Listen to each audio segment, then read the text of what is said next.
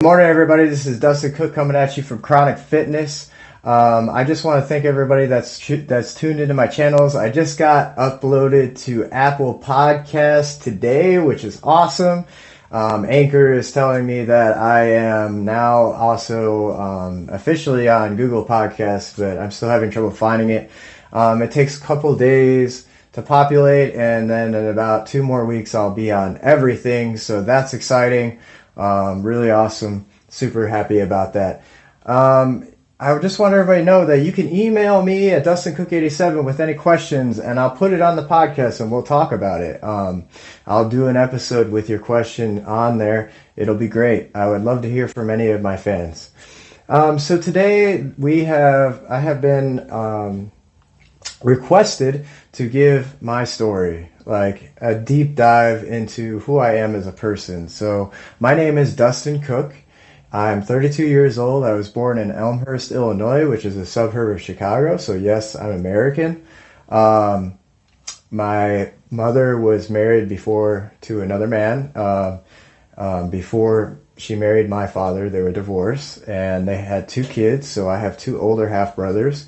And my parents had 2 kids. I'm the oldest of 2, so we have 4 sons in my family. They wound up getting divorced in my teenage years, and my mom wound up raising us as a single mom, and we moved down to Tennessee. And so at that point, she worked 2 jobs to put food on the table, and I went through a lot of depression and wound up getting overweight, and just suffered a lot of social anxiety and home issues as a child. And so then I wound up graduating high school, worked a normal job for 2 years, wound up deciding that I didn't have a future and wanted to change something about it. I wound up getting arrested for marijuana possession.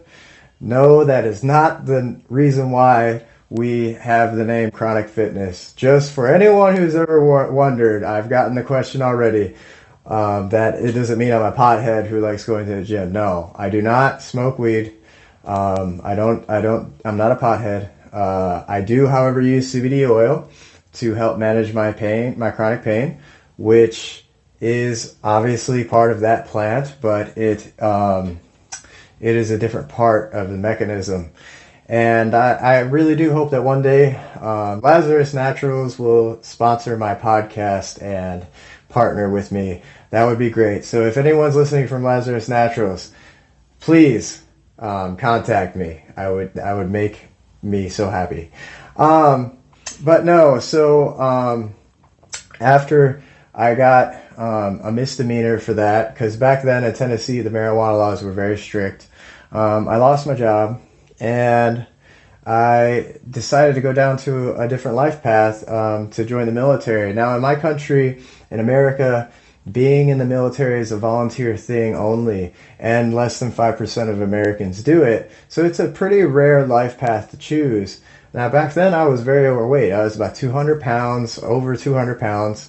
And I wasn't athletic at all. However, I had played some sports when I was a kid, but I was not an athlete. I was very overweight, and I was a pothead, smoking pot at that time.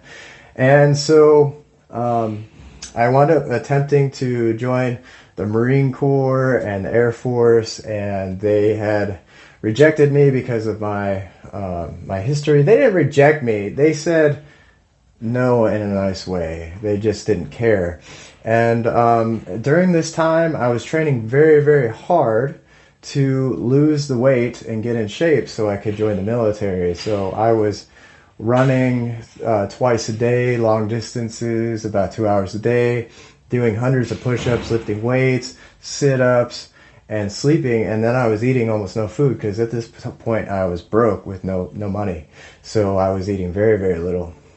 And so I lost like 60 pounds in about 8 months' time. And the Army wound up eventually accepting me into the service, signed a contract. My contract was pretty unique. I was to do 2.5 years active duty in the Army and 4 years in the reserves. However, I never got to do my time in the reserves because of what happened later on after I joined the service. One thing to note is that the military in the United States is very unique to any other militaries in the world. Now, this is sort of opinionated, but the United States is considered to be the most powerful military in the world as far as funding is concerned, their training. It's a whole nother universe when you're inside of it. You're really just kind of ripped away from the normal world. So anyways, during the last 6 months of my service, on that time frame, there was training in the Army that was going on. I was a tanker, so to get inside the tank, you have to be on top of the turret and then go inside from there. So you need to climb on the side of the tank and then get on top of it and then go down inside of it. This particular day, it was raining. And when it was raining, I had all my gear on, so it was heavy. I was already struggling to balance because of all the weight on my shoulders from the armor and my pack. And when my boot got onto the turret, because it was wet and raining, I had slipped. And when I slipped, I fell and I smacked my spine right there on the concrete. Well, I went to get it checked out the next day and come to find out from the doctors eventually that I had cracked my spine in about 4 different places from T7 to 11. And the top neurologist in South Korea at the time, a full-bird colonel, sat down with me and basically told me that for the rest of my life, this pain is only going to get worse and there's nothing they can do for me except for give me pain medicine to help deal with the pain. And then they wound up telling me while I was in the service that after I got that news that there was nothing they can do. I had tried re-enlisting many times at this point because my contract was ending and they wouldn't let me because of my injury. So after that point, they had just told me, you need to sign up for disability because after you get out, there's not going to be anything for you. And so I was like, okay. So my world completely changed. And I want to tell this story because it was very, very hard and difficult. There was many, many days where I was racked with so much pain and I couldn't move. I couldn't get out of bed. It felt hopeless at many times. After this point, I went through a lot of different phases of my life where I got overweight and then made a change again and kept on trying to search for something to cure the chronic pain, which there really isn't one yet. There's some hope with, CRISPR that maybe in the future we'll be able to do something like that. But for now, we're really stuck. The spine doesn't have many solutions and none of them are really good.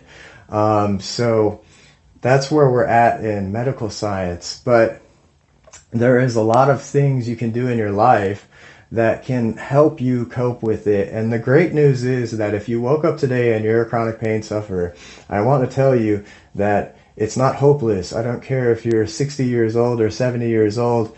There is a way that you can live a better life than it was yesterday.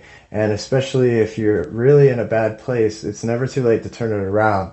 There's countless stories of people that were like 700 pounds and dropped 300, 400, 500 pounds and got down to a normal weight and had a much better quality of life.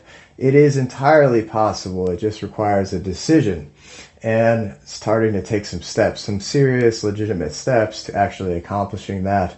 So what I want to tell you is that I went through years of experimentation with food and medications and sleep, because obviously chronic pain affects your sleep. If you're in pain, it's very hard to sleep.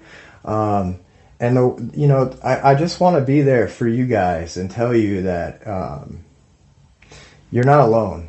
1 out of 5 people report that they suffer from chronic pain. And I know as a chronic pain sufferer that people that don't suffer from chronic pain will forget that you are in chronic pain, even your closest loved ones. And it's really, really tough and difficult because they don't understand why you are the way you are. until you say it again, and then you feel like you're a complainer. If you continue to keep re-emphasizing to everyone that's close to you, that cares about you, that you are suffering in pain right now. So my heart completely goes out to everyone that suffers with pain on a daily basis. What I would suggest to all of my fans is definitely take a serious go at starting to try different things. If you haven't tried CBD before, feel free to go look at Lazarus Naturals website, try their products. It may be able to help you. If you haven't tried Kratom before, you can try that. There's tons of different medications that you can try. You can do stretching, you can do massage therapy, you can do light exercise. Changing your diet is huge. Changing your bed, anything you can do within your scope of control that you haven't tried before, I highly recommend that you just try it. At worst, you spent some money that you can get easily back later, and you wasted a little bit of time and it didn't help you at all. At best, you'll get some relief and you'll feel better, and it'll motivate you to keep going, and it'll be a chain reaction. Just that one thing, even the littlest change in your pain could change your whole paradigm in life every day.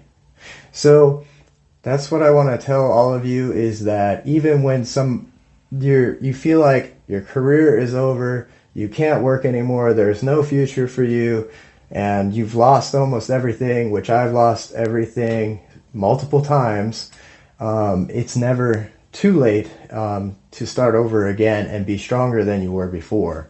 And that, my friends, is the message for today. I love you. I care about all of you. I appreciate everyone that listens to my stuff. Please like, subscribe, download my episodes, leave a 5-star review, and share it to your friends. Please get the word out about my channel. This is my baby. It's my passion. I will be giving you this for years to come. I'm not going to quit on this.